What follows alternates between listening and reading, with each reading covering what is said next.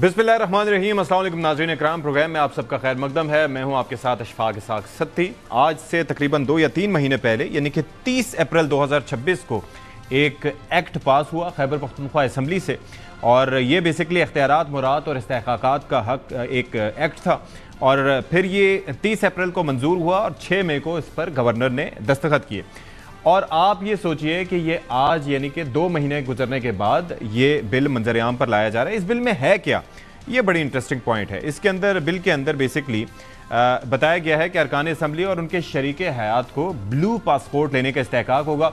नाज़रीन, इस वक्त असल में 3 तरह के पासपोर्ट्स होते हैं। एक ऑर्डिनरी पासपोर्ट जो कि हमें या आपको या आम सिटीजन्स को मिलता है, उसके अलावा एक ऑफिशियल पासपोर्ट होता है जिसे ब्लू पासपोर्ट कहा जाता है। वो फिर आपको पता है कि सरकारी अफसरान, MNAs, सेनेटर्स एट्सेट्रा एट्सेट्रा इनको मिलता है, लेकिन उसकी हद होती है कि जब तक आपकी टर्म है तब तक ही आपको पासपोर्ट मिलेगा।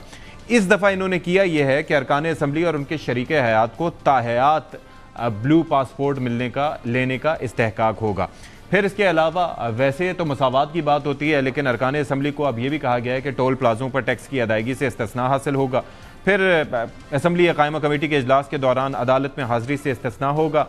फिर सिक्योरिटी के हवाले से भी कहा गया है कि हर रुकन अपनी मुद्दत रुकनीत के दौरान अमूमन कैटेगरी B या उससे हटकर कैटेगरी A का एक उसका ज़ाहिर है कि उसको वो प्रोवाइड की जाएगी, और ये सिक्योरिटी पाकिस्तान, आज़ाद कश्मीर और गिलगित बल्तिस्तान तक मुअस्सर होगी।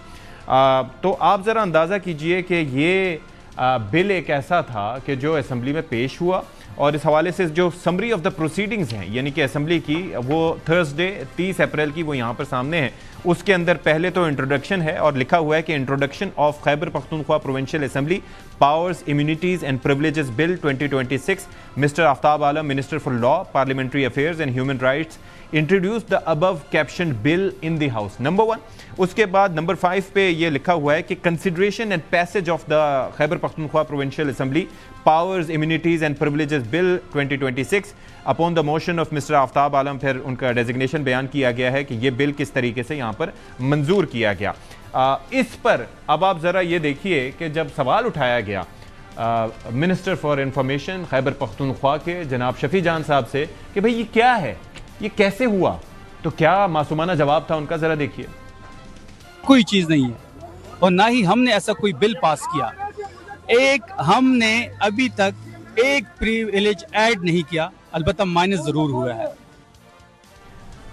अच्छा, ये तो बात अपनी जगह हो गई। इससे हटकर वजीर आला खैबर पख्तूनख्वा इक़्तिदार संभालने से पहले और जो स्पेशल टास्क यानी कि एहतजाजी सियासत का अपने आप को वो चैंपियन करार देते थे, जब एक टास्क उनको दिया गया था, वो टास्क मिलने से पहले और उसके आने के बाद साथ ही साथ क्या फरमाते थे, जरा सुनिए। कोई ये ना सोचे कि आज मैं इस मंसब पर आ गया हूँ और 4-5 गाड़ियां आगे पीछे होंगी और इस तख्त व ताज को देकर, इस शाहाना लाइफ को देकर मैं अपने मकसद और नजरिए से हट जाऊंगा। ये आपकी भूल। जैसा मैं था ऐसा मैं हूँ, ऐसा मैं रहूंगा। मेरे लीडर में रखा है जनाब इमरान खान साहब का विजन, उसका फलसफा, उसकी सोच, उस पर हम खैबर पख्तूनख्वा अमल करेंगे। आपकी तमाम पॉलिसी सिर्फ और सिर्फ जो है अवामी उमंगों पर होनी चाहिए, ना कंप्यूटर पे, ना प्रोजेक्टर पे, ना व्हाट्सएप पे, ना सोशल मीडिया पे। किसी भी चीज पर आपकी कारकर्दगी मुनसिर नहीं है, सिर्फ एक चीज पर, वो ये है कि अवाम सेटिस्फाइड। तो आपके तमाम फैसले जो हैं वो अवामी इंटरेस्ट में होने चाहिए और अवाम को रिलीफ जो है वो उनके डोर स्टेप पर मिलना चाहिए। यानी कि जैसा मैं था वैसा मैं हूँ, वैसा मैं रहूँगा से अवामी सेटिस्फेक्शन की बात की गई और बानी PTI के विजन की बात की गई। तो सवाल हम आज ये उठाएंगे कि क्या ये था बानी PTI का विजन, और ये जो एक सूबा है जहाँ पर आपकी हुकूमत है, जहाँ पर यह टास्क आपको दिया गया था कि आप ऐसे इकदाम उठाएं जिससे बानी PTI की रिहाई किसी तरह से यकीनी हो, तो आप तो 36 हफ्तों में एक मुलाकात भी सिक्योर नहीं कर पाए, और यहाँ पर ये जो लग्जरीज हासिल करने में आप जुटे हुए हैं, तो इसकी वजूहत क्या हैं? एक तो ये, लेकिन वो कहते हैं कि आबे का आवा ही बिगड़ा हुआ है।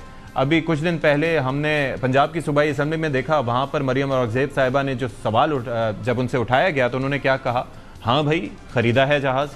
तो एक जानिब वफाकी हुकूमत और शहबाज शरीफ साहब बात करते हैं ऑस्टेरिटी मेजर्स की, बात करते हैं मईशत को दरपेश चैलेंजेस की हुकूमत की, और इस वक्त जो हमारी डिप्लोमेसी चल रही है उसके नतीजे में हम ये समझते हैं कि हमारी मईशत में बेहतरी आनी चाहिए, और ये पूरी दुनिया से जो फॉरेन डायरेक्ट इन्वेस्टमेंट हम एक्वायर करने की कोशिश कर रहे हैं, लेकिन यहाँ पर सूबाई सतह पर देखें तो ये मामलात हैं। इस पर ज़रा हम बात करते हैं। हमारे साथ जो मेहमान हैं उनका तारुफ आपसे करवाए देते हैं। बैरिस्टर उमैर नियाजी साहब हमारे साथ स्टूडियोज़ में बराबर जमान है, तहरीक इंसाफ से आपका ताल्लुक़ है, और जनाब दानियाल चौधरी साहब हमें ज्वाइन कर रहे हैं, parliamentary secretary for information and broadcasting, Muslim League Noon से आपका ताल्लुक़ है। तो पहला सवाल आपसे है उमैर नियाजी साहब के, ये जो विज़न की बात कर रहे थे वज़ीर आला साहब कि ये विज़न है, एक बिल लाना, फिर उसको मख्फी रखना, फिर मंजर-ए-आम पर आना, तो फिर उसको झुटला देना, ये है खान साहब का विज़न?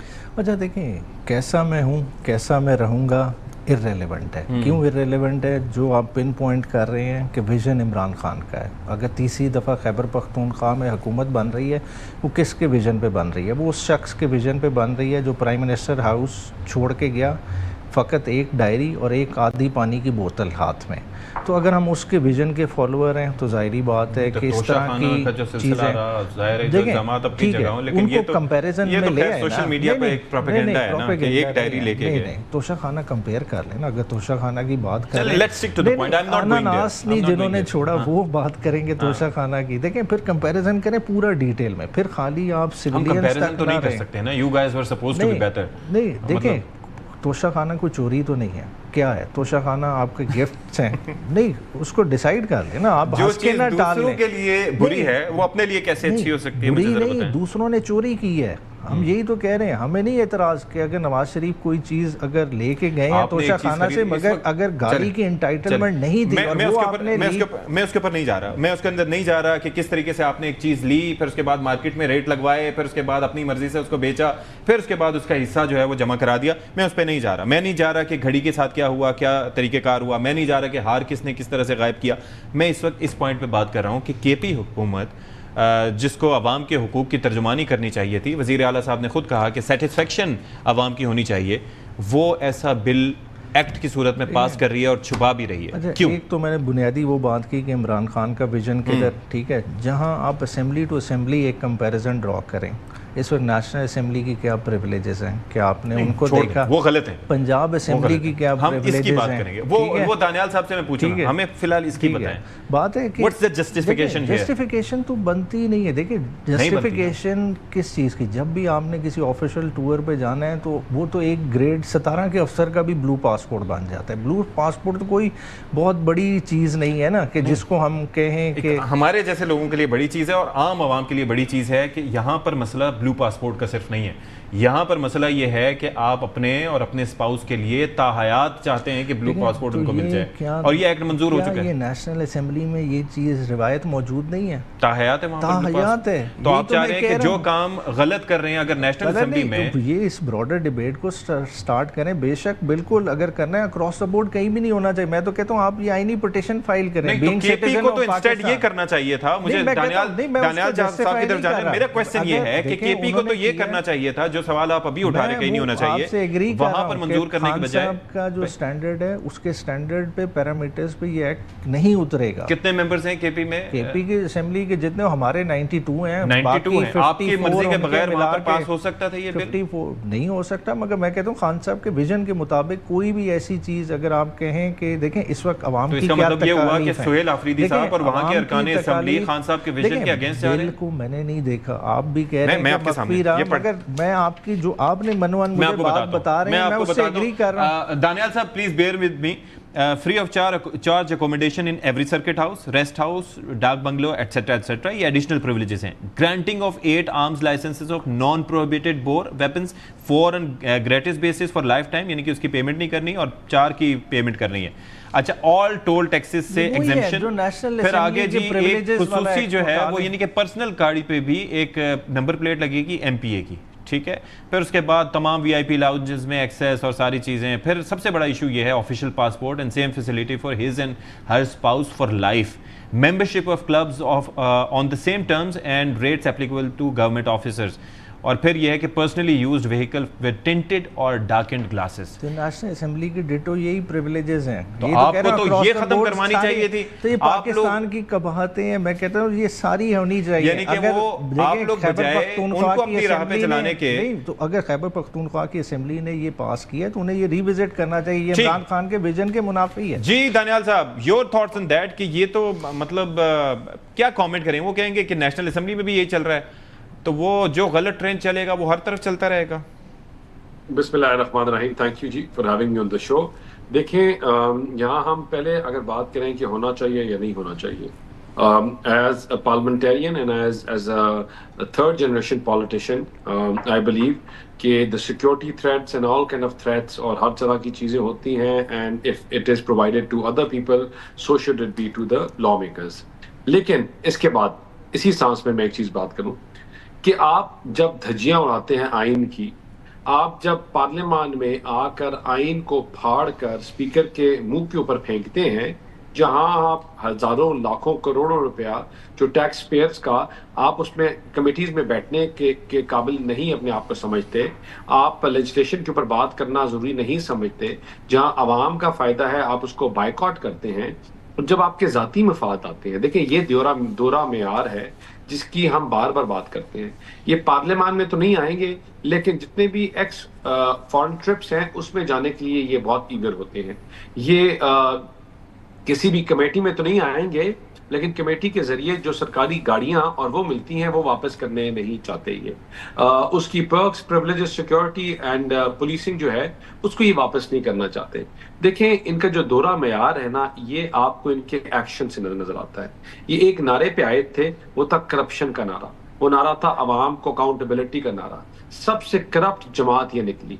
इनका हर बंदा दोनों हाथ से लूटा गया, जहां ब्यूरोक्रेसी हर चीज के ऊपर ये पैसे खाते रहे, उनकी पोस्टिंग और ट्रांसफर्स के ऊपर ये पैसे खाते रहे।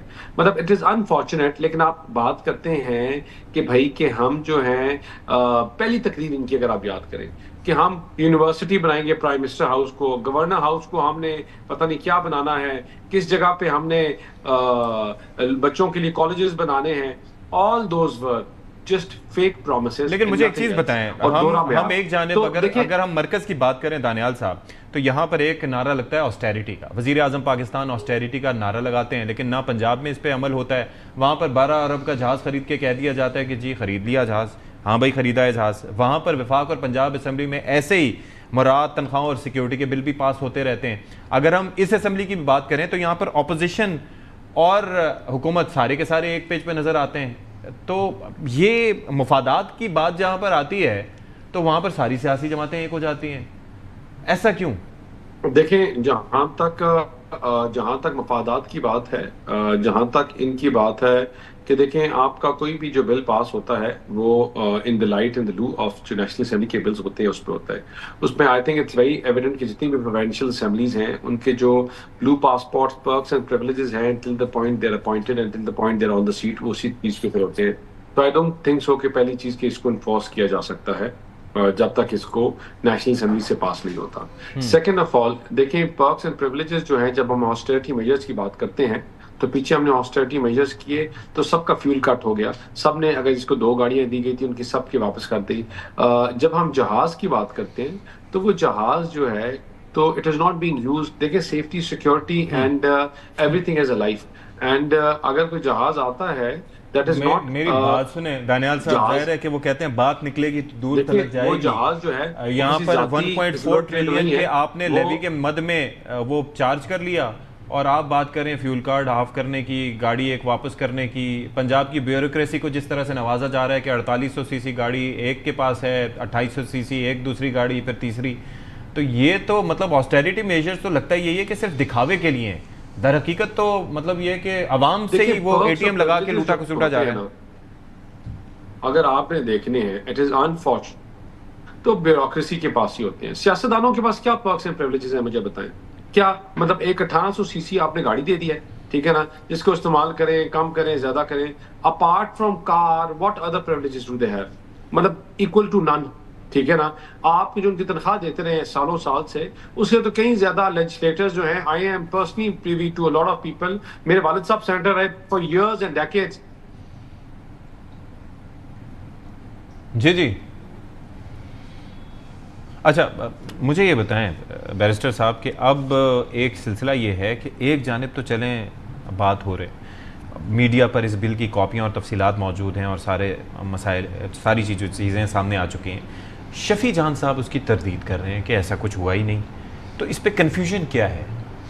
देखिए, पर्सनली मैं कहूँ, मुझे खुद एक्ट का नहीं पता था। मैं खुद मगर नेशनल असेंबली का होता तो मुझे ला इल्मी तो मेरी नलायकी होती, मगर ये जाहिर बात है प्रोविंशियल असेंबली का इंफॉर्मेशन, जमात की हुकूमत तो एक ही जगह पे, और इस नेशनल इंफॉर्मेशन डिपार्टमेंट को तो ये इस चीज़ का पता होना चाहिए। ये तो अब बेहतर वो एक्सप्लेन कर सकते हैं कि क्या ला इल्मी की वजह है। वो खुद मेंबर असेंबली भी हैं, खाली इंफॉर्मेशन को नहीं, ना सिर्फ ये कि देखें, एक तो मैं कैबिनेट जो भी गवर्नमेंट की तरफ से बिल पेश होता है वो कैबिनेट से अप्रूव भी होता है। जी जी, बात है cabinet, and he is the minister for information, के उस पे साइन भी होंगे। तो फिर क्या वजह हो सकती है इसके अंदर? मासूमियत समझें या फिर ये है कि आवाम से छुपाना? नहीं, ये ऐसी चीज़ें छुप ही नहीं सकती। बात है, देखें, आपको मेंटल क्लैरिटी होनी चाहिए। अगर आपने कोई चीज़ की है तो उसकी जस्टिफिकेशन होनी चाहिए, और जस्टिफिकेशन किस चीज़ की? वही जो इमरान खान ने आपको बताया है, उसी के मुताबिक आपने अपनी गवर्नेंस चलानी है। देखें, हम छोटी बातों पे एक दूसरे को क्रिटिसाइज़ करते रहें, गाड़ी इसने 1 रख ली, 2 रख ली, 3 रख ली, मगर हम असल मुद्दे की तरफ नहीं जाते। असल मुद्दा क्या है जिसकी तरफ बैरिस्टर साहब भी लाने की कर रहे हैं? देखें, ब्यूरोक्रेसी को कोई इस वक्त लगाम डालने को तैयार नहीं है। आप देखें, डिपार्टमेंट के पास टोटल गाड़ियाँ कितनी होती है, ठीक है? इंटीरियर मिनिस्ट्री कितनी बड़ी मिनिस्ट्री है, मिनिस्ट्री की अपनी ऑथराइज कितनी गाड़ियाँ होंगी? 10 से 12 नहीं होंगी। बाकी क्या होती है? प्रोजेक्ट्स की गाड़ियाँ चल रही होती है, वर्ल्ड बैंक की होती है, दूसरे प्रोग्राम्स की होती हैं। वो चेक एंड बैलेंस किसने रखना है, करना है? वो किस किस ब्यूरोक्रेट के नीचे कितनी कितनी गाड़ियाँ हैं, वो कोई देखने को तैयार नहीं है। किस किस मद से निकाल के चीज़ें किधर खर्च हो जाती हैं, किस किस घर में जो है ना, किस किस्म के शीशे लगे, किस किस्म की लिफ्टें लगी। बात ये है कि मैं अभी ज़ाहिर है कि आते हैं दानियाल साहब आते हैं तो उनकी तरफ भी जाऊंगा, लेकिन मुझे ज़रा ये बताएं कि जब आप यहाँ पर बैठ के, या दानियाल साहब चलें आपसे मैं ये सवाल का जवाब ले लेता हूँ कि आपने तस्करा किया कि ब्यूरोक्रेसी सारा कुछ कर रही है, तो उनके ऊपर चेक किसने रखना है? यहाँ पर आवाम का काम है कि वो आप लोगों को मुंतखब करके इन ऐवानों में भेजते हैं। अवाम ये चाहते हैं कि आप या फिर अपोजिशन में बैठे बैरिस्टर साहब अपने अवाम के हुकूक का तहफ़्फ़ुज़ करें, उनको इन सारी चीज़ों से बचाएं या कौमी ख़जाने की हिफाजत करें। अब आप अगर इन कंपटीशन विद ब्यूरोक्रेसी आएंगे कि जी ब्यूरोक्रेसी को देखें वो तो ये कर रही है, तो उनके ऊपर चेक किसने रखना है? आप लोगों ने रखना है या फिर अवाम खुद से कुछ करेगी? या मीडिया अगर पॉइंट आउट करता है तो कम अज़ कम आप उस पर खुद हाईलाइट करें, कार्रवाई करें। देखिए, मिस यूज ऑफ पावर जो है, पॉलिटिशियंस तो मैं किसी सेगमेंट के भी लोग हों, वो बड़े वनरेबल लोग होते हैं। It is unfortunate. मैं I have seen both sides. मैंने यहाँ से भी देखा हुआ है, और जब बिल्कुल मैं I was not in politics but I was in power corridors, मैंने तभी देखा हुआ है। पॉलिटिशियंस तो बड़े वनरेबल लोग होते हैं, वो तो चीज़ों को पिन पॉइंट करते हैं, और शायद अगर किसी ब्यूरोक्रेट का दिल ना करे तो उसको ब्लॉक कर दे। What can you do? एक ब्यूरोक्रेट है, वो बात करता है कि फलां चीज ठीक है, और अगला आके कहता है नहीं जी नहीं, मेरा मूड इस तरह नहीं है तो मैंने इस तरह कर दिया। इसीलिए तो हमारे जमहूरी सिस्टम का ये हाल बना हुआ है कि हर बंदा जो है किसी ना किसी से डिक्टेशन ले रहा है, और अपनी मर्जी से, जिसका जो दिल करता है अपनी मर्जी से। आप लोग किससे डिक्टेशन ले रहे हैं? मतलब मैं कौन? आप लोग नहीं, हम लोग नहीं ले रहे। मैं आपको बात बता रहा हूँ कि this is what I am telling you about bureaucracy. मैंने कहा पॉलिटिशियंस तो बड़े वनरेबल लोग होते हैं सेगमेंट, वो किसी भी जमात के हो, वो बैरिस्टर साहब की जमात के हो, मेरी जमात के हो। लेकिन दानियाल साहब, कल आपकी हुकूमत खत्म होगी तो शहबाज शरीफ साहब जाके अवाम के सामने ये बात करेंगे कि हम तो मुझे आप एक बात वल्नरेबल लोग हैं। मेरे साहब, ये बैरिस्टर साहब के पास फलां एक बंदा आता है और कहता है कि फलां बंदा है, वो पैसे खा रहा है, ठीक है ना, और कहता था जी देखिए ये पैसे खा रहा है, इस तरह का बंदा है, ये है वो है। What maximum can you do than making a complaint to the same department? There are, मतलब what can we do? Nothing. मतलब देखिए, बाज़ दफ़ा जब हम कहते हैं, कल मैं और बैरिस्टर साहब यही बात कर रहे थे कि यूनिफाइड पॉलिसीज होनी चाहिए। बाज़ चीज़ें होती हैं जिनके ऊपर आपकी क्लियर कट पॉलिसीज होनी चाहिए और उन्हीं को फॉलो किया जाए। मतलब यहाँ एक बंदा आता है, एक नया ब्यूरोक्रेट आता है, उसकी अपना किसी चीज पे दिल करता है तो वो अपनी चीज की एक लाइन डाल देगा। दूसरा आएगा तो वो राइट सिम्त की बात करेगा तो वो कहेगा राइट पे। तीसरा आके सवाल ये है कि कल को आप लोग जब इख्तिदार का खात्मा होगा, हुकूमत खत्म होती है, तो शहबाज शरीफ साहब जाके ये कहेंगे कि जी हमारे पास तो इख्तिदार था लेकिन इख्तियार नहीं, एंड ब्यूरोक्रेसी हमारे कंट्रोल में नहीं थी। क्या आपके पास ये नैरेटिव होगा आवाम के पास जाने के बाद? नहीं, this is not my narrative. I am saying when we are talking about just general comparative analysis, तो I am just not defending. अवाम किसकी तरफ देखें? मैं देखे ना, हम तो गवर्नमेंट में हैं, हम तो अपनी चीजें वगैरह की बात में नहीं कर रहा, मैं एक जनरली बात कर रहा हूँ, बाय द बुक। अच्छा, एक सवाल का हाँ या ना में जवाब दे दें कि अब ये जो मामला है वो कह रहे हैं, शफी जान साहब ने ये कहा कि वफाक का इख्तियार है ब्लू पासपोर्ट जारी करना। अब यहाँ से मंजूर हुए 2 महीने हो चुके हैं, आपके पास वफाक की पॉलिसी क्या है? क्या वफाकी सतह पर इस चीज़ को आप चैलेंज करेंगे कि ताहयात किसी MPA जब वो साबिक MPA हो जाएंगे और उनकी अहलिया को भी ताहयात पासपोर्ट मिलना चाहिए, नहीं मिलना चाहिए? What's your policy? देखिए the policy is that till the point they are in as an MPA, क्योंकि तमाम प्रोविंशियल असेंबलीज का होता है, तो till the point they are serving उनकी तब तक ही है, and I think this is the policy, उसी को फॉलो किया जाएगा। लेकिन देखिए ताहयात नहीं होगा, आई एम नॉट प्रोटेक्टिंग। आप ये कह रहे हैं ताहयात नहीं होगा? ताहयात सिर्फ नेशनल नहीं होगा। लेकिन मैं पूरी बात कर रहा हूँ, देखिए मैं पूरी बात जो मैं करना चाह रहा हूँ कि अगर कोई 4 पर्क्स एंड प्रिविलेजेस उनको मिल भी जाएं तो उसमें कोई अबहाम नहीं है। मतलब 250 बंदे हैं भाई, हम 80,000 ब्यूरोक्रेसी को अगर वो पर्क्स एंड प्रिविलेजेस मिल रहे हैं, तो जो वो 150, 180, 140, 150, 160 बंदे जो वहां सर्व कर रहे हैं, मुझे बताएं, जो जा रहा है DI खान के एक कोने में लोगों को सर्व करने और जाके उनकी बातें सुनता है, जिसके ऊपर रास्ते में आके गोलियां उसके ऊपर चढ़ जाती हैं, मतलब why should he not gate security for himself? मतलब मैं इस बिल की एग्जैक्टली बात नहीं कर रहा, लेकिन मुझे बता दें कि अगर आपने जाना हो एक DI खान के या KPK के उस बॉर्डर पे जहां वो अपने घर में नहीं जा सकता लॉ एंड ऑर्डर की वजह से, तो उसको सिक्योरिटी क्यों ना मिले? क्योंकि वो मेंबर प्रोविंशियल असेंबली है या क्योंकि वो अवामी नुमाइंदा है? मतलब अगर उसने अपनी ड्यूटी और चीजें, सबसे पहले क्या कहते हैं कि अपनी ड्यूटी और चीजों को पूरा करना चाहिए, उसका ताल्लुक किसी भी जमात के साथ हो, तो जब अपनी as in duty, in line of duty, why would you want to create hurdles for them? यानी कि इसका मतलब ये हुआ कि अगर अवाम, अरकान असम्बली या अरकान सूबाई असम्बली अपनी सिक्योरिटी के लिए इतने परेशान होंगे कि एक को सिक्योरिटी चाहिए होगी। एक ज़माने में हम कराची के हवाले से जब बात किया करते थे तो वहाँ पर पता चलता था कि पुलिस है तो सही, लेकिन आधे से ज़्यादा VVIP ड्यूटीज़ पे और प्रोटोकॉल्स पर तैनात है, क्योंकि अरकान असम्बली को और बाकी सबको सिक्योरिटी चाहिए। अब मसला आ गया है कि जी फिर अगर ये सब अरकान असम्बली की यानी कि अवाम के नुमाइंदों की सिक्योरिटी पर मामूर होंगे तो फिर अवाम की सिक्योरिटी कौन करेगा? लेकिन बहरहाल इस पर फिर कभी बात करेंगे। उमैर साहब मुझे ये जरा बताइए, हालात आपके सामने हैं। ठीक है साहब बताएंगे क्या हालात? आई गॉट योर पॉइंट। अच्छा, एक चीज मुझे ये बताएं कि वो बानी रिहाई फोर्स का मामला था, उसके कह रहे हैं शफी जान साहब के 60,000 एहलकार अरकान बल्कि रजिस्टर्ड भी हो गए हैं और वो स्ट्रीट मूवमेंट के लिए तैयार हैं। लेकिन अलीमा खान साहिबा का शिकवा है कि जी पार्टी के MPAs और MNAs खौफ की वजह से एहतजाज में भी नहीं आते, और फिर वो असम्बली में जाके कह रहे हैं कि वो क़यादत को कह रहे हैं कि बताएं कि उन्हें कौन धमकियां दे रहा है, कौन धमकियां दे रहा है आपको? आप जाते हैं वहाँ पर एहतजाज? नहीं, एहतजाज कौन सा है? अडियाला के बाहर एहतजाज तो नहीं है। अडियाला के बाहर बुनियादी तौर पे देखें किस लिए जाते हैं। अडियाला मंगल मुलाकात का दिन होता है और एक लीगल राइट है, और लीगल राइट को हम हवा में नहीं कह रहे। एक हाई कोर्ट का लार्जर बेंच का फैसला उसको प्रोटेक्ट करता है कि हफ्ते में 18 मुलाकातें हैं, 12 मुलाकातें हैं मंगल के दिन की, 6 वकीलों की, 6 फैमिली मेंबर्स की, और जुमेरात के दिन 6 सियासी रुफ़का की मुलाकातें जो पिछले 8 महीने से बंद हैं। और उसके साथ सोने पे सुहागा कि इमरान खान को 8 महीने से तो आइसोलेशन में रखा हुआ है, और ये हम नहीं कह रहे, इस्लामाबाद हाई कोर्ट ने इसके बारे में एक रिपोर्ट तलब की हुई है। वो बात कर रही हैं, आपको लगता है कि इसमें कोई सदाकत है? नहीं, धमकी किस सेंस में? आपको वो कह रहे हैं कि फ़ोन कॉल्स पे या इस तरीके से धमकियां दी जा रही हैं कि जी आप लोग एहतजाज पे ना आए। अलीमा खान साहिबा ये कह रही हैं। नहीं, एहतजाज पे ना आए। हाँ? नहीं, एहतजाज पे ना आए। जी, उन्होंने कहा है कि वो ताकि वहाँ पर ना पेश हों, और हम ये भी देखते हैं कि अडियाला के बाहर नजर भी नहीं आते पार्टी के। नहीं, देखें बहुत सारे आते हैं, रेगुलर आते हैं, ठीक है, रीजन स्विच होते हैं। मतलब देखें आज जिस तरह से सेंट्रल रीजन की ड्यूटी लगी हुई थी, पिछले मंगल हमारे वाले नॉर्थ रीजन की ड्यूटी लगी हुई थी, रीजन्स रोटेट होते रहते हैं। बात है देखें जिस दिन PTI ने प्रोटेस्ट की कॉल देनी है वो वाज़ेह कॉल होगी, उसमें देखें अलामा साहब, महमूद चकजई साहब, इन सारों का रोल है और वो उस पर लेंगे, डिसीजन लेंगे। ठीक है, thank you so much barrister Umair Khan Niazi साहब, बैरिस्टर दानियाल चौधरी साहब, आपका भी बहुत शुक्रिया। Will take a break, break के बाद हाजिर होते हैं।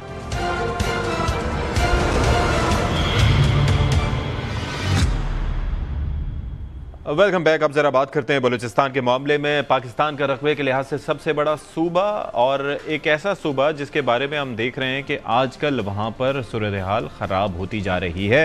ज़ियारत में जो वाक़या पेश आया वो बड़ा अफसोसनाक है। मुसल्लह अफराद की जानिब से, फितना अल ख्वारिज की जानिब से पुलिस चौकी पर हमला किया गया और इस दौरान फायरिंग के तबादले में 9 अहलकार शहीद हो गए, जबकि क्लियरेंस ऑपरेशन जो हुआ उसके नतीजे में 15 दहशतगर्दों को मार दिया गया है। अब आप ज़रा ये देखिए कि ये जो मामलात हैं वहाँ पर क्लियरेंस ऑपरेशन तो अपनी जगह जारी है, लेकिन साथ ही साथ हम देख रहे हैं कि गुज़िश्ता एक हफ्ते के दौरान वहाँ पर दहशतगर्दी की कार्रवाइयों में इजाफा होता जा रहा है। तो एक जानिब ये मुतालबा आता है कि इन दहशतगर्दों का कलाकमा करना चाहिए, दूसरी जानिब ये क्वेश्चन भी उठता है कि क्या हुकूमती रिट मुकम्मल तौर पर इन इलाकों में मौजूद है।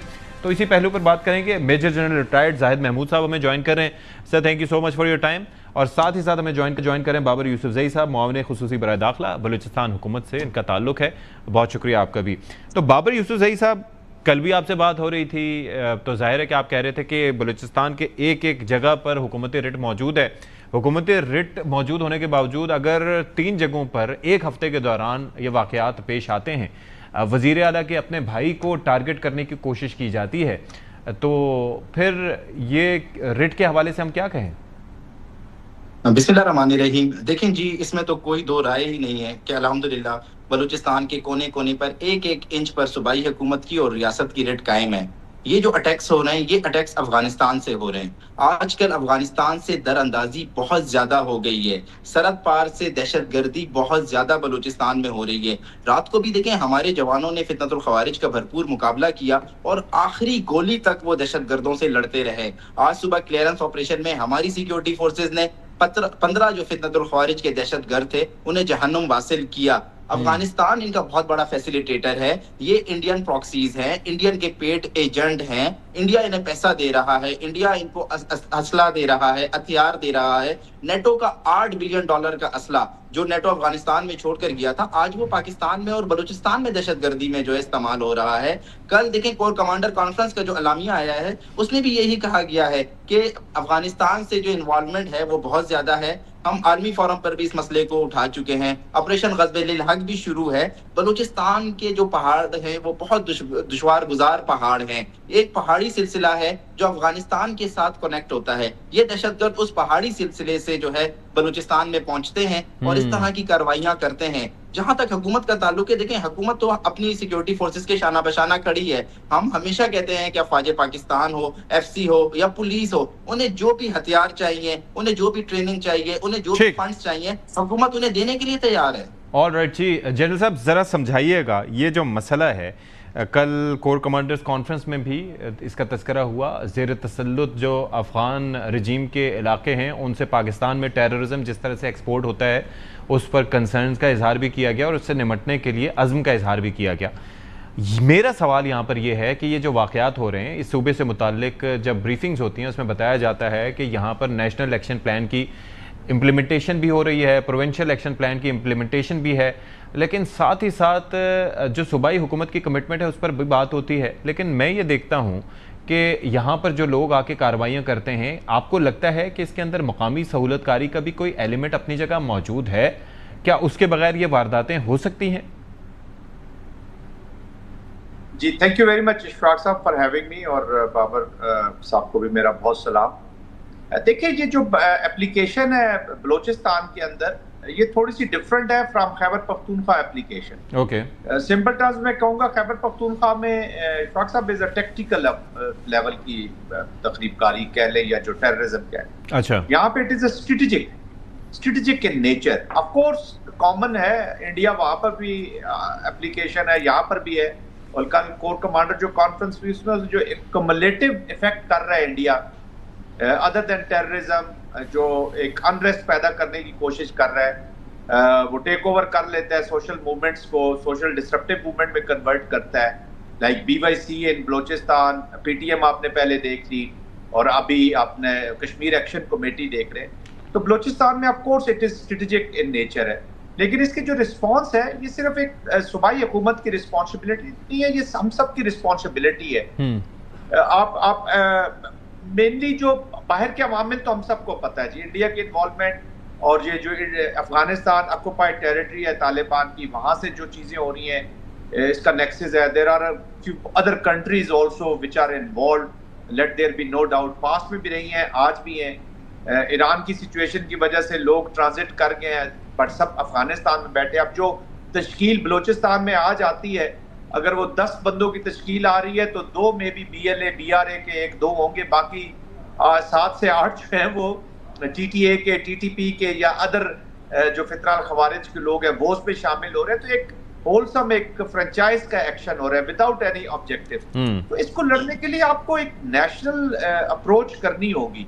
ये नहीं हो सकता कि सूबाई हुकूमत, यस सेंट्रल हुकूमत का गुड थिंग हुई है, अभी एक बहुत अच्छी चीज हुई है कि तमाम सूबाई हुकूमतों ने रिस्पॉन्सिबिलिटी ली है कि हम सिक्योरिटी की मद में वी मस्ट कंट्रीब्यूट। जो फाइनेंशियल हमारे जो इम्बैलेंसेज हैं, ये 18वीं तरमीम के जो कुछ इल्स हैं, जो हमें बड़ी शर्म आती है उससे बात करते हुए, मुझे तो कोई शर्म नहीं आ रही कि अपना मुल्क है तो तरमीमें हैं, मुल्क नहीं है तो तरमीमों को हमने क्या करना है। क्योंकि सिक्योरिटी का चैलेंज कराची में भी उतना ही है जितना बलोचिस्तान में है या बलोचिस्तान। मैं जाहिर है कि मुझे जाना है बाबर साहब की तरफ भी, लेकिन मुझे ज़रा एक्सप्लेन कीजिए, आप ये जो बात कर रहे हैं कि मतलब इसके अंदर कौमी एक अप्रोच होनी चाहिए, तो नेशनल एक्शन प्लान से बढ़कर क्या एक जामे एक डॉक्यूमेंट हो सकता है जिसके तहत वहाँ पर सारी चीज़ें हो रही हैं? तो प्रोविंशियल लेवल पे भी चीज़ें देखी जा रही हैं, डिस्ट्रिक्ट लेवल पे भी चीज़ें दी जा रही हैं, डिस्ट्रिक्ट लेवल पर फंड्स भी अलग से मुख्तस किए गए हैं, और क्या करने की ज़रूरत है? और करने की देखे ना, अब मैं चले बलोचिस्तान के कॉन्टेक्स्ट में चले, जो इट इज नॉट रिस्पॉन्सिबिलिटी के जो एक MPA MNA या जो गवर्नमेंट में लोग बैठे हुए हैं या उनके स्पोक्स पर्सन या मुआवन बैठे हुए हैं, it is not their responsibility. गांव के अंदर, एक शहर के अंदर, एक जगह पे जो भी, चाहे आप अपोजिशन के सियासतदान हैं, असेंबली में है या नहीं है, आप सरदार हैं या नहीं है, आप इलाके के बड़े हैं या नहीं है, तो अपनी लिजेंस रखें पाकिस्तान के साथ। Help the state out in flushing out these animals. आजकल आप किसी को तो वो बख्शते नहीं है, जो सरदार साहबान या जो पॉलिटिशियन असेंबली में नहीं है, क्या उनके फैमिलीज के लोगों को या उनके लोगों को अगवा नहीं किया जाता? BLA नहीं करती, इंटिमिडेशन कोर्जन नहीं हो रही? बजाय हेल्पिंग द स्टेट आप ये क्रिटिक कर रहे हैं कि जी हमारी डिस्पेंसेशन ठीक नहीं हुई, जो हुकूमत में आ जाता है उसकी डिस्पेंसेशन ठीक हो जाती है, जो बाहर बैठ जाता है। हैविंग सेड दैट, ये जो चीजें जो रखना डालती हैं गवर्नेंस, अभी देखें ना, अभी लेवीज को आप ले आए, पुलिस फोर्स बना दिए, तो क्या प्रॉब्लम है? कल आप 93 अरब रुपए इनको तनख्वाहों में देते थे, 140 बिलियन आप लेवीज पे खर्च करते थे, और 60% गोस्ट होती थी या लीडर्स की, मोर देन 60%। वो चीजें जी, तो 60% गोस्ट थी या थी नहीं, या वो सरदार को बचा रही थी। ऑल राइट, इस पे भी आते हैं। मुझे ज़रा ये बताएं बाबर साहब कि एक तो मामला हमारा था, जैसे बलूचिस्तान के अगर हम बॉर्डर की बात करें विद दी अदर कंट्रीज़, तो ईरान के साथ तकरीबन 909 किलोमीटर का बॉर्डर है, और अफ़गानिस्तान के साथ जो बॉर्डर है वो तकरीबन 1268 किलोमीटर का है। इन टोटल तकरीबन 2177 किलोमीटर का बॉर्डर शेयर करता है बलूचिस्तान। अब जहाँ तक ईरान का मामला है, तो वो एक वक्त था हमारे मुनाफिकाना बरादराना ताल्लुकात थे, लेकिन अब पाकिस्तान ने जो रोल प्ले किया है, तो मुझे ये लगता है कि आने वाले दिनों में इंशाल्लाह वहाँ की साइड से, क्योंकि हमारे जाहिर है कि एक एनर्जी कॉरिडोर भी बनेगा और वैसे भी हमारा एक ट्रांसपोर्टेशन का पूरा निज़ाम होगा, तो ईरान को भी ये रियलाइजेशन होगी कि पाकिस्तान उसकी साइड पे है, तो ये सैंडविच हो जाएंगे जो यहाँ से मिसक्रिएंट्स हैं। लेकिन ये जो बाकी अफ़गानिस्तान का मामला है, इसका हल क्या निकालने का आप लोग सोच रहे हैं? ज़ाहिर है ये तो आपने हाईलाइट कर दिया कि भारतीय स्पॉन्सर्ड हैं, अफगानिस्तान ये करना है, करना क्या है फिर अब? देखिए जी, ईरान में जितने ये फितनतुल हिंदुस्तान के फितने थे या फितनतुल ख्वारिज के फितने थे, अब वो ईरान से माइग्रेट कर चुके हैं और वो अफगानिस्तान जा चुके हैं। उनके लिए अब सेफ हेवन जो है वो अफगानिस्तान है। देखिए, ये पाकिस्तान को तोड़ना चाहते हैं, पाकिस्तान को नुकसान पहुंचाना चाहते हैं। पाकिस्तान में हर दहशतगर्दी की कार्रवाई में यही लोग मुलव्वस हैं। कराची में अभी गुज़िश्ता दिनों जो है ना, रेंजर के ऊपर अटैक हुआ, उसमें जो शख्स था, एक जो जख्मी शख्स पकड़ा गया, उसका इतराफी बयान मौजूद है। वो अफगानी था, उसने अफगानिस्तान में ट्रेनिंग ली, इसकी सारी प्लानिंग अफगानिस्तान में हुई। मैं ये समझता हूँ कि बलूचिस्तान के डायनामिक्स में, बलूचिस्तान के पैराए में, बलूचिस्तान के अमन के लिए इनके खिलाफ एक फुल फ्लैज जो है ऑपरेशन होना चाहिए। ऑपरेशन ग़ज़ब-ए हक चल रहा है, उसके साथ साथ जो है अफगानिस्तान को इंटरनेशनल कम्युनिटी जो है उसको शटअप कॉल देनी चाहिए। हमारे जो दोस्त ममालिक हैं जिनके साथ हम हमेशा अच्छाई करते रहे हैं, उनके पास हमें जाना चाहिए और बताना चाहिए कि देखें, अफगानिस्तान हमारे मुल्क में डायरेक्ट इन्वॉल्व है, ये इन्वॉल्वमेंट डायरेक्ट है। नेटो का छोड़ा हुआ जो असला है $8 बिलियन का जो असला वो हमारे शहरियों पर इस्तेमाल हो रहा है। हमने अफगानिस्तान को प्यार से समझाने की कोशिश की, कतर के थ्रू, टर्की के थ्रू, कि आप खुदारा हमारे मुल्क में दरअंदाजी नहीं करें, लेकिन अफगानिस्तान नहीं समझ रहा। हम अपने मुल्क के दिफा पर, सालमियत पर और खुद मुख्तारी पर कोई कंप्रोमाइज नहीं कर सकते। मैं ये सजेस्ट करूंगा रियासत को, हुकूमत पाकिस्तान को, फेडरेशन ऑफ पाकिस्तान को कि इस पर सख्त से सख्त एक्शन ले। अभी अगस्त का महीना आ रहा है, हमारे पास थ्रेड्स हैं, हमारे पास इंफॉर्मेशन है कि अगस्त में ये इस तरह की कार्रवाइयां कर सकते हैं। I got it sir. मुझे ज़रा जनरल साहब अब आखिर में ये बता दीजिएगा कि एक तो शोरिश ज़दा इलाकों में एक इंतज़ामी ढांचे की बात की गई कि मुनासिब गवर्नेंस का निज़ाम होना चाहिए, तो ज़ाहिर है कि इट मीन्स कि एक कंसर्न भी शो किया गया कि जो गवर्नेंस का निज़ाम है वो ऐसा नहीं है, क्योंकि अमूमन हम कहीं पर भी ऑपरेशन, आपने ज़ाहिर है कि स्वात ऑपरेशन से लेके वज़ीरिस्तान ऑपरेशन तक आप देखते भी रहे हैं, आपने सर्व भी किया है। हम ये देखते थे कि फ़ौज कार्रवाई कर रही है, उसके बाद जब फ़ौज छोड़ के जाती है इलाका तो फिर जो सिविल जो एजेंसीज़ हैं या जिन्होंने लॉ एनफोर्समेंट के इदारे हैं वो उस तरीके से उस वैक्यूम को फिल नहीं करते थे और फिर जो मिसक्रिएंट्स को मौका मिल जाता था। अब बलूचिस्तान में जो हम देख रहे हैं कि ठीक है फ़ौज कार्रवाई कर रही है, वज़ीर आला साहब कमिटेड हैं, लेकिन उससे हटके क्या निचले लेवल पर भी इसी तरह की कमिटमेंट नज़र आ रही है जो जहन साजी कर सके लोगों की कि ये मुल्क दुश्मन है आपके? देखिए, एक पूरी सोसाइटी को आपने टैकल करना है जी, पूरी सोसाइटी को प्रोटेक्ट करना है और जो इल्ज है अंदर उनको उठा के बाहर फेंकना है। तो ये अगर कोई हमारी प्रॉब्लम सबसे बड़ी इशफाक साहब पाकिस्तान में ये है कि हम ये जो वॉर ऑन टेरर है इसको टोटल एक मिलिट्री फिनोमेना या एस्टेब्लिशमेंट पे लड़ना, इंटेलिजेंस फिनोमेना समझ के बस रिलैक्स हो जाते हैं। It is a social and political phenomena. War itself is a political phenomena. 30-40% से ज्यादा जो मर्जी आप मिलिट्री यूज कर लें, you can not achieve results. We need to have clear political clarity के साथ आपको ऑब्जेक्टिव्स अचीव करने हैं विद प्रिसीजन के साथ मिलिट्री के यूज को।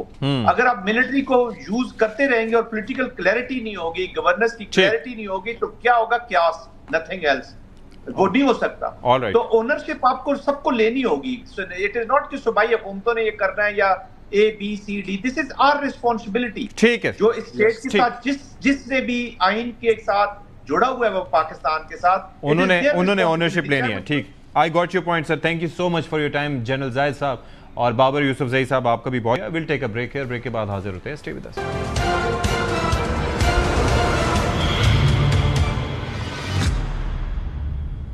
ब्रेक के बाद प्रोग्राम में एक बार फिर से खैर मकदम, और अब हमें इस सेगमेंट के लिए ज्वाइन कर रहे हैं जनाब आसिफ दुरानी साहब। साबिक सफारतकार हैं, ईरान में तैनात रह चुके हैं और काफ़ी एक्सपीरियंस रखते हैं खित्ते के हवाले से। मामला क्या है? मामला ये है कि एक जानिब हम देख रहे हैं कि ईरान के साबिक रहबर आला आयतुल्लाह अली ख़ामनाई की मैयत क़ुम में नमाज जनाजा के बाद आज नजफ़ मुंतकिल की जाएगी, यानी कि इराक़। और दूसरी जानिब हम ये देख रहे हैं कि MOU तो साइन हो चुका, लेकिन उसके बाद अभी भी कुछ वो हालत जंग के बाद की सिचुएशन अभी भी बरकरार है। आज आबनाए हुर्मुज़ की बात करें तो वहाँ पर भी वेसल्स को निशाना बनाया गया और उसके ऊपर कतर की जानिब से भी रिएक्शन सामने आया है।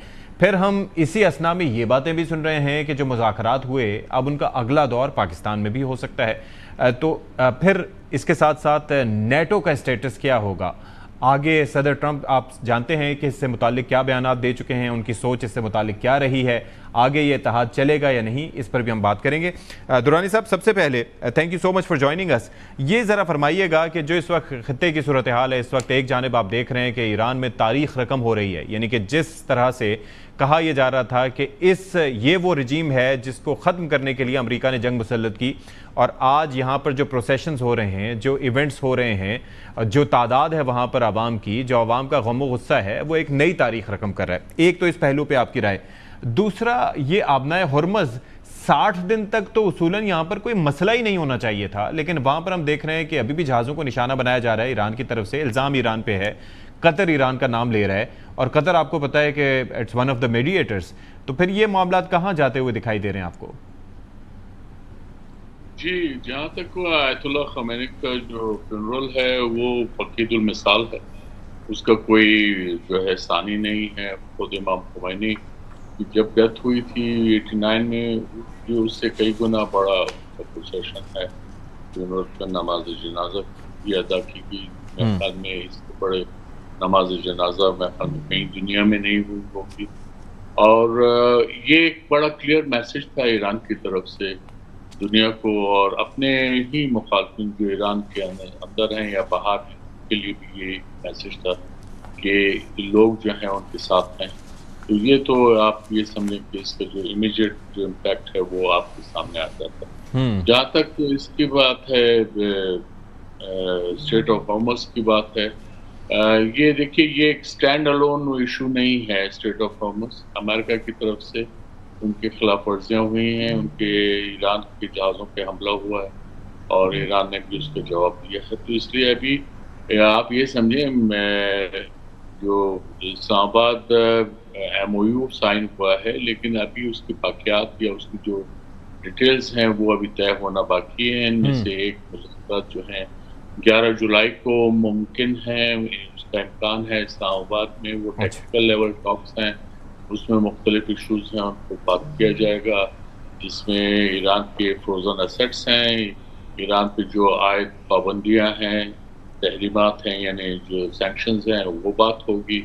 उसके बाद ये है कि खुद स्टेट ऑफ हॉर्मस है, उसके जो फ्यूचर के बारे में बात होगी, और वो खाली अमेरिका थोड़ी डिसाइड करेगा। तो इसके लिए जो है ईरान और ओमान के अलावा जो गल्फ स्टेट्स हैं वो भी उसकी स्टेक होल्डर्स हैं। जी जी, वो तो 5वां नुक्ता जो है MOU का उसके अंदर मेंशन है। लेकिन चूंकि आपने ये तस्करा किया, अब इसके अंदर कतर जैसे मुल्क का, आपको पता है कि ये जो इससे पहले जो मुज़ाकरात हुए लेक लुज़र्न में जो समिट हुई, जहाँ पर पाकिस्तान भी गया, पाकिस्तान मेज़बान था, लेकिन प्रॉपर्टी वो कतर की थी। कतर के वज़ीर आज़म वहाँ पर मौजूद थे, मीडिएटर वो हैं, लेकिन कतर की जानिब से ये कहना कि अपने महदूद मफादात के लिए ख़त्ते को ख़तरे में ना डाले, तो फिर ये है कि ये एक इम्प्रेशन जा रहा है कि ये जो खलीजी ममालिक हैं अब अमेरिका के दबाव में आ रहे हैं, या उनकी सोच ईरान से मुतालिक कुछ चेंज हो रही है।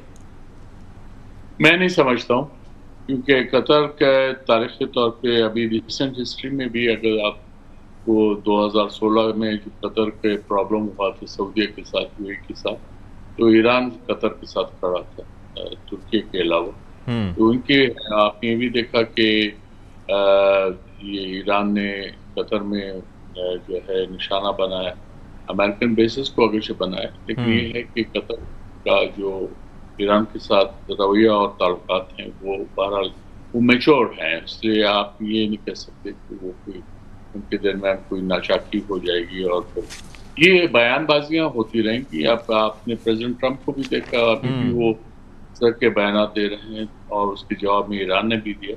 तो ये चीज़ें चलती रहेंगी। 47 साल का जो पाइल्ड अप आप समझें जो इश्यूज हैं, गुस्सा है, एक्शन रिएक्शन है, ये तमाम उसमें है। उसमें आपको एक दिन में ये रिजॉल्व नहीं होगा, लेकिन बड़ी बात ये है कि जंग बंद है, ये मुज़ाकरात कर रहे हैं और मुज़ाकरात में वो इश्यूज शामिल हैं जिसमें एक दूसरे की भलाई है और आइंदा इम्कानात ये हैं कि इनके ताल्लुकात बेहतरी की तरफ जा सकते हैं। जी अच्छा, साथ ही साथ अब ये जो ट्रंप और नेतन्याहू के जो ताल्लुकात हैं और जो अल्फाज ट्रंप की जानिब से इस्तेमाल किए गए कि he knows who is the boss, आपको क्या लगता है कि ये ज़ाहिर है कि और भी एक्सियोस ने रिपोर्ट किया था जिस तरह की ज़बान ट्रंप की जानिब से नेतन्याहू के लिए इस्तेमाल की गई, और ज़ाहिर है कि इसका मरकज़ महवर वो सारा मामला है जो फरवरी में जो सारा मामला सेल किया गया था, बल्कि हार्ड सेल किया गया था सदर ट्रंप को कि किस तरह आप कार्रवाई करेंगे, लोग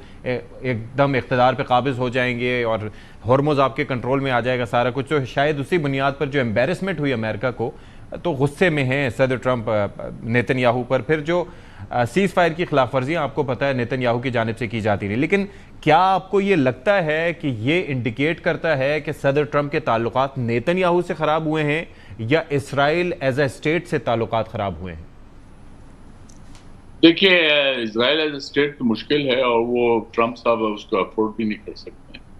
नेतन्याहू का फैक्टर हो सकता है क्योंकि नेतन्याहू जो है वो अपनी जान बचाना चाह रहे हैं। उनके खिलाफ जिस तरह से इस वक्त मुकदमा चल रहा है सुप्रीम कोर्ट में, इस वक्त वो ऑन होल्ड है इस वजह से कि एक हालत जंग में है, तो लिहाजा वो उस पर एक्शन नहीं लिया जा रहा। और बाकी इलेक्शंस भी करीब हैं इसराइल के अंदर, तो उधर भी उनकी पॉपुलरिटी का ग्राफ नीचे है। वो उधर प्रेसिडेंट ट्रंप को भी जो है लाले पड़े हुए हैं, वो जो है सेनेट के इलेक्शंस हैं, तो वो भी उनका भी पॉपुलरिटी ग्राफ नीचे है। तो लिहाजा ये इसमें प्रेसिडेंट ट्रंप गुस्सा जो है वो बिल्कुल हक व जानिब है नेतन्याहू के खिलाफ, वो करेंगे। लेकिन ये कहाँ तक जाएंगे नहीं। एज ए स्टेट इसराइल के खिलाफ मुश्किल है, ऐसा कभी होने को मुश्किल है, बहुत मुश्किल है। अच्छा, एक जानिब हम देख रहे हैं कि नेटो का 36वां इजलास हो रहा है और नेटो के साथ जो ताल्लुकात की नौयत है वो काफ़ी तब्दील हुई। इस दफ़ा हमने ये देखा कि नेटो ने ये जो अमेरिका की जानिब से जंग मुसल्लत की जा रही थी उसका हिस्सा बनने से इनकार कर दिया। ज़ाहिर है कुछ सपोर्ट तो रही होगी, लेकिन अदरवाइज़ हमने देखा कि मामलात वैसे नहीं हैं जो रहे। अब जो जारहाना रवैया है, एक तो ये है कि वो कह रहे हैं कि फ़ंडिंग बढ़ानी होगी दीगर ममालिक को भी, और दूसरा ये है कि जिस तरह के बयानात वो दे रहे हैं, आपको लगता है कि वो इस इत्तेहाद को वन मैन शो की तरह चलाने की कोशिश कर रहे हैं? देखिए, अमेरिका हमेशा से अमेरिका ने हैवी लिफ्टिंग की है as far as NATO is concern. उसके तमाम जो है वो अखराजात, उनका असला, ये वो सारा कुछ है। लेकिन ये ट्रम्प ने आके उसके बजट बढ़ाया है और उसको 4% ऑफ GDP वो एग्री करवाया। और ये मीटिंग जो इस वक्त टर्की में हो रही है ये भी बहुत अहम है। और एक टर्की जो इसका मेंबर है, ये इस वक्त ये अलायंस 32 मेंबर स्टेट्स के शामिल है और इसकी अहमियत जो है हम सब पे वाज़ेह है। लेकिन ये ईरान पे जो हमला था वो ट्रम्प ने अपने तौर पे यकतरफा तौर पे किया था। क्योंकि साल तक के बाद नेटो ममालिक साथ देंगे, लेकिन ऐसा हो नहीं सकता था क्योंकि नेटो जो है वो कलेक्टिव डिसीजन लेता है। हाँ, उसकी जो उसका आर्टिकल 5 है वो ये कहता है कि अगर एक मुल्क पे हमला हुआ नेटो के मेंबर पे, it would be construed as attack on all. वो अलग है, उसका इससे कोई ताल्लुक नहीं था। तो लिहाजा प्रेसिडेंट ट्रम्प साहब जो हैं, जिस तरह के जो Maverick the man he is, उससे वो एक प्रॉब्लम है हम ये फेस कर रहे हैं। और उसको प्रेसिडेंट ट्रम्प को जो है जरूरत ईरान को भी यही है कि उनको साइकोलॉजिकली डील करना चाहिए। ठीक है, असल में नेटो ने इसी तरह उनको साइकोलॉजिकली डील किया है। और जब ट्रम्प ये चाहते थे कि वो ईरान पे हमला कर रहे हैं या उनके साथ दें या उनको इवन जो है एयर बेसिस दें, तो ये उनको फिर मुयसर नहीं। अच्छा, अब ज़रा एक और चीज़, चूँकि आपने तुर्की का तस्करा किया और आप जानते हैं कि जो हालिया जंग रही उसके अंदर सदर एर्दोगान की जानिब से बड़े सख्त बयानात इसराइल के मुताबिक और राइटली सो दिए जाते रहे। जो एग्रेशन थी इसराइली टुवर्ड्स ईरान, उसके पेश नज़र और दोनों ममालिक के ताल्लुकात they don't see I to आई, और अब ये है कि एक फ़रीक के तौर पर दिखाई देते हैं दोनों ममालिक के एक दूसरे के अगेंस्ट। अब इस चीज़ को अगर मद्देनज़र रखें, सदर ट्रम्प जो है वो जाहिर है कि आपको पता है कि वहाँ पर मौजूद हैं और तुर्की की ये डिमांड रही है कि एक तो F-35 डील के हवाले से आज भी एर्दोगान साहब का बयान सामने आया, दूसरा वो जो कान तैयारा डेवलप कर रहे हैं उसके लिए वो जनरल इलेक्ट्रिक के इंजन्स भी वो चाहते हैं कि वो, हालांकि कांग्रेस उसके खिलाफ थी लेकिन उसके बावजूद वो चाह रहे हैं कि वो अमेरिका से एक्वायर करें, और उस पर नेतन्याहू का स्टेटमेंट भी अपनी जगह है कि ये नहीं होना चाहिए। तो ये डील आप किस तरफ जाते हुए देख रहे हैं इस सिचुएशन में? देखिए, टर्की जो है वो अपनी डिमांड तो करता रहेगा, being a NATO member state पे उसके अमेरिका के साथ अदरवाइज भी ताल्लुकात। आपने देखा कि तुर्की ने S-400 सिस्टम रशिया से खरीदा था, तो अमेरिका ने उस पर पाबंदियां लगा दी थी, सैंक्शन लगा दी, लेकिन अमेरिका को हटाना पड़ा। ये चीजें चलती रहेंगी इसमें जो है। और फिर तुर्की की वो डिमांड तो रहेगी कि अगर आपने जो जनरल इलेक्ट्रिक उसको वो इंजन फराहम करे, तो वो उनकी डिमांड का हिस्सा रहेगा। वो कब बर्फ पिघलती है, तो ये डिप्लोमेसी में ये सिलसिला जारी रहता है। ठीक है जी, thank you so much Asif Durrani sahab for your time. नाज़रीन कराम, प्रोग्राम से फिलहाल इतना ही। अशफाक इसाक सत्ती को इजाज़त दीजिए। अल्लाह हाफ़िज़ नासिर।